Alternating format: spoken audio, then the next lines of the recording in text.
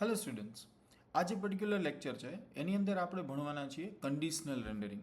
Conditional rendering basically શું છે તો કે તમારે જ્યારે કોઈ એલિમેન્ટ છે, કોઈ પર્ટિક્યુલર ટેગ છે, એને કોઈ કન્ડિશન બેઝડ ઉપર સ્ક્રીનમાં ડિસ્પ્લે કરવું છે, એટલે આપણે એને કહીએ કન્ડિશનલ રેન્ડરિંગ.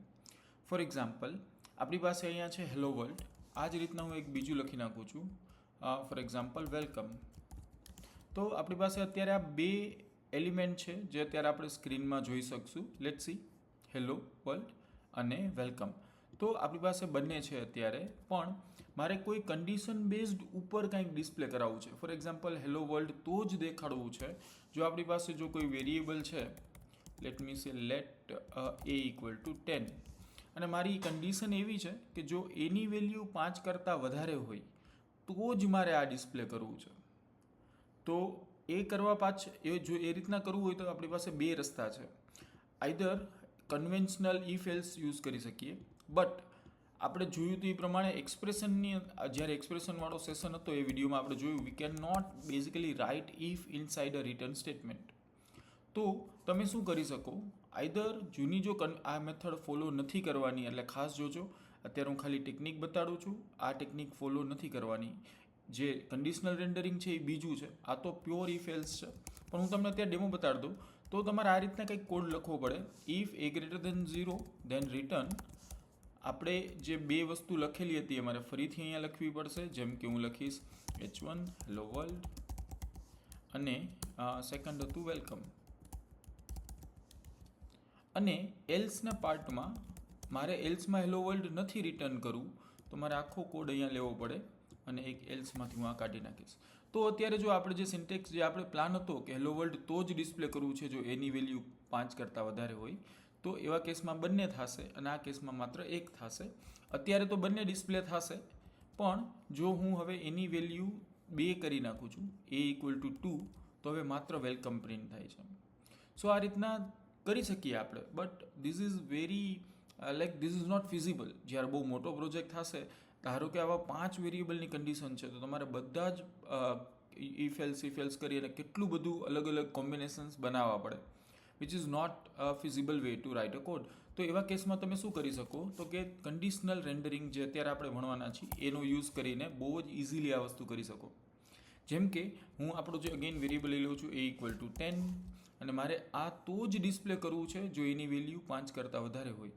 તો હું આ પહેલું કામ એ કરીશ, જે વસ્તુ મારે કન્ડિશનલી રેન્ડરિંગ કરાવી છે અને કરલી બ્રેકેટ્સમાં લખી લઈશ.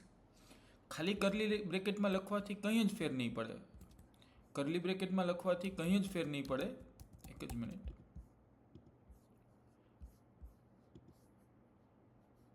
એ ઇઝ નોટ ડિફાઇન્ડ. આપણે એ ક્યાંય યુઝ કરેલો છે? અચ્છા, સોરી, આગળ અહીંયા લેટ લખવાનું રહી ગયું છે. સો લેટ એ ઇક્વલ ટુ 10, આ લખવાથી કંઈ જ ફેર નહીં પડે, આઉટપુટમાં કાંઈ ફેર નહીં પડે. કન્ડિશનલ રેન્ડરિંગ ક્યારે થશે? પહેલાં તો મારો જે વસ્તુને મારે કન્ડિશનલી ડિસ્પ્લે કરાવી હતી એને મેં કરલી બ્રેકેટમાં લખ્યું, એની આગળ મારે અહીંયા કન્ડિશન લખવાની છે.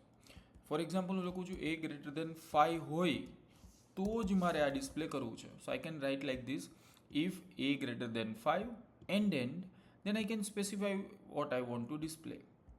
અને હવે તમે જોશો તો અત્યારે દેખાય છે.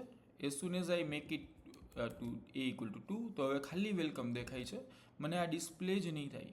સો આને કહેવાય કન્ડિશનલ રેન્ડરિંગ, કે મારે આને તો જ ડિસ્પ્લે કરવું છે જો મારી કંઈ કન્ડિશન મેટ થાય તો. આની અંદર માત્ર ઇફ જ આવશે, એન્ડ કરશો તો આની અંદર તમને એલ્સવાળો સ્કોપ નહીં મળે. ફોર એક્ઝામ્પલ હું અહીંયા આ રીતના લખું છું, મારે એવું છે કે હેલો વર્લ્ડ એ ગ્રેટર દેન 5, આ રીતના હું લખું છું. Ready? A is greater than 5. તો અત્યારે જો એ નથી આવતું, પણ જો અહીંયા 5થી વધારે હું લખી નાખીશ, લેટ્સ સે 6, તો એ દેખાય છે. પણ મારે એવું કરવું છે કે જો એ 5 કરતાં વધારે હોય તો આ દેખાડવું છે, ડિસ્પ્લે કરવું છે, અધરવાઇઝ મારે આ ડિસ્પ્લે કરવું છે.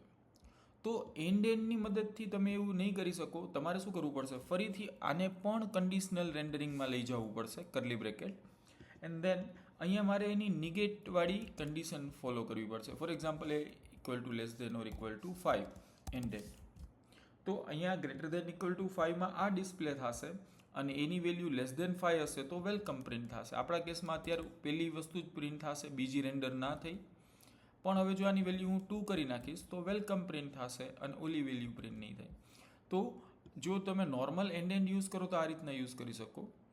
પણ તમારે જો ઇફ એલ્સ વાળું જોઈતું હોય તો આપણું જૂનું અને જાણીતું ટર્નરી ઓપરેટર તમે યુઝ કરી શકો, ક્વેશ્ચન માર્ક, એટલે a greater than 5 question mark, then what if it's true, શું રેન્ડર કરાવવું છે જો ટ્રુ હોય તો, અને અહીંયા પાછળ કોલન કરી અને તમે એલ્સ પણ ત્યાં ડિસ્પ્લે કરી શકો. એક જ લાઇનની અંદર તમે આ બંને વસ્તુ પ્રિન્ટ કરાવી શકશો. હવે જો તમારે ઇફ અને એલ્સ જોઈતું હોય તો આ ક્વેશ્ચન માર્ક અને કોલન એટલે ternary operator basically same process તમે આની અંદર પણ કરી શકશો અને it will generate the same output આની અંદર જનરેટ થશે. રેડી? પણ હવે આ એક જ એક્સપ્રેશનની અંદર આપણે લખી નાખ્યું અને જો તમે એન્ડ કરો છો તો ખાલી ઇફ વાળું તમને એની અંદર યુઝ કરી શકશો. આને રિયલ વર્લ્ડમાં ક્યાં યુઝ કરી શકાય તો કે આપણે લાસ્ટ લેક્ચરમાં જે જોયું, આપણી પાસે ફોર એક્ઝામ્પલ એપીઆઈમાંથી કંઈક ડેટા આવે છે, એરે ઓફ ઓબ્જેક્ટ, લેટ્સ સે ફેકલ્ટીઝની આપણે અહીંયા સ્ટુડન્ટ્સ રાખી દઈએ, નેમ અર્જુન અને એસપીઆઈ લેટ્સ સે 2.5 અને આ રીતના હું મારે 4 એલિમેન્ટ લઈ લઉં છું આપણા એરેની અંદર અને રેન્ડમ આની અંદર આપણે ડેટા સેટ કરી દઈએ છીએ. રેડી?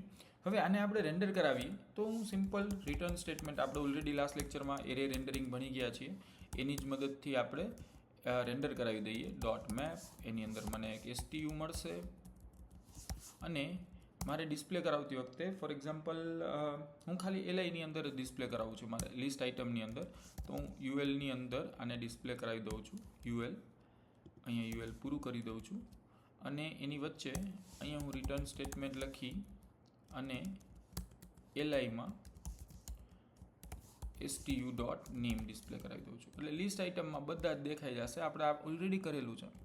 પણ હવે મારે એવું કરવું છે કે કન્ડિશનલ બેઝડ સર્ટન રેન્ડરિંગ કરાવવું છે કે ભાઈ જો આનાથી વધારે હોય, ફોર એક્ઝામ્પલ કે SPI છે એ 2.5 કરતાં વધારે હોય તો જ ડિસ્પ્લે કરાવવું છે, અધરવાઇઝ મારે કોઈ અલગ રીતના ડિસ્પ્લે કરાવવું છે.